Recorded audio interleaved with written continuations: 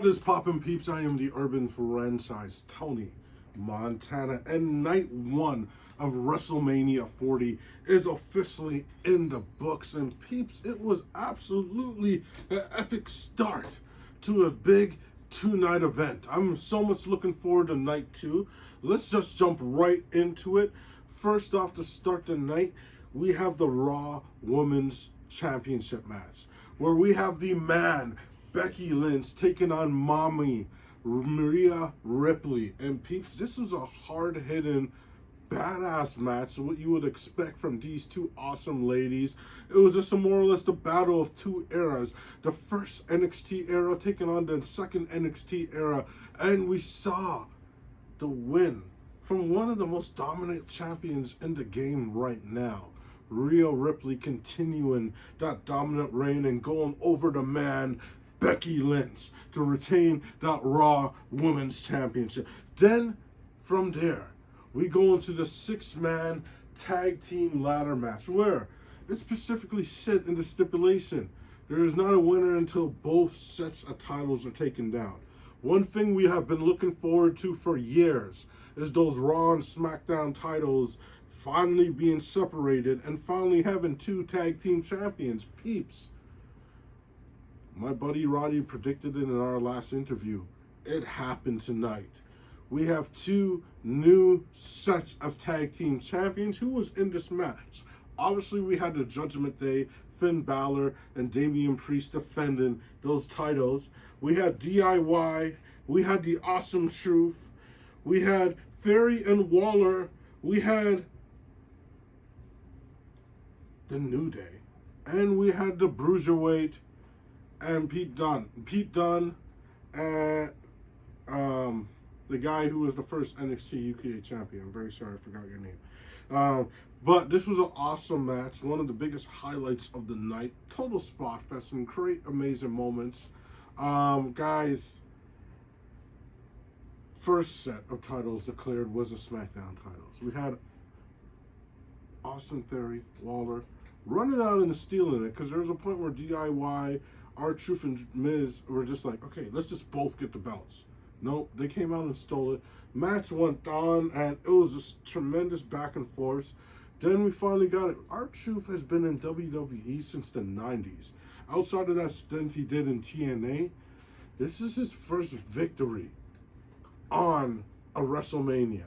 Him and The Miz, the Awesome Truth, are your new Raw Tag Team Champions.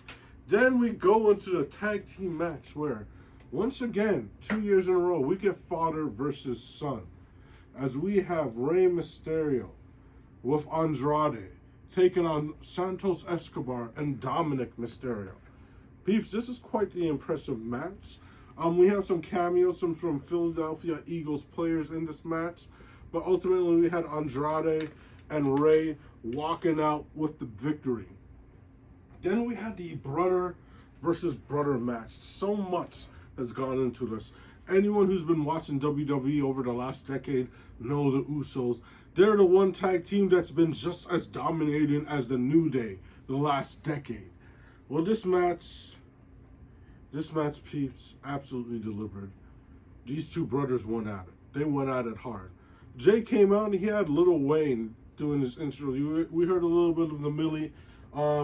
This was a really good match. Some great spots in this one as well. Ultimately, what many of us expected, Jey Uso coming out with the victory. Then, next up, we had a match that I was very much looking forward to. We have Damage Control, Asuka, Dakota Kai, and Kairi Sane taking on Naomi, Jade Cargill, and Bianca Belair. And as my niece described while we were watching it, they look like the new TLC. Look at that look. Go watch it back. They look like a modern day wrestling version of TLC. And honestly, peeps, I've been calling them since this whole team up happened, Black Girl Magic. They went out there and we just got a really awesome 6-woman match. You don't usually get this many women matches in a Mania. You got 2 tonight. And this match absolutely delivered everything you would expect from these very talented ladies. Ultimately, at the end, one of the most impressive things was Bianca almost pinning all three women at the start of the match. But at the end, it was a rally. Bianca carried her team in this match. But at the end, Jade Cargill dropped it, popped it, got that 1-2-3. Black Girl Magic, the wrestling version of TLC, came out with the victory tonight. Then from there, went into a match. This is a very special match. You had the Ring General, Gunther, the longest reigning Intercontinental Champion in WWE history. A title that's been around since I've been like 3 or 4 years old. He is the longest reigning champion in history. One of the most impressive reigns. Taking on Sami Zayn, that miracle kid who won the main event last year in that tag team match. Tonight, these two went at it in an amazing back and forth. It could have really went either way.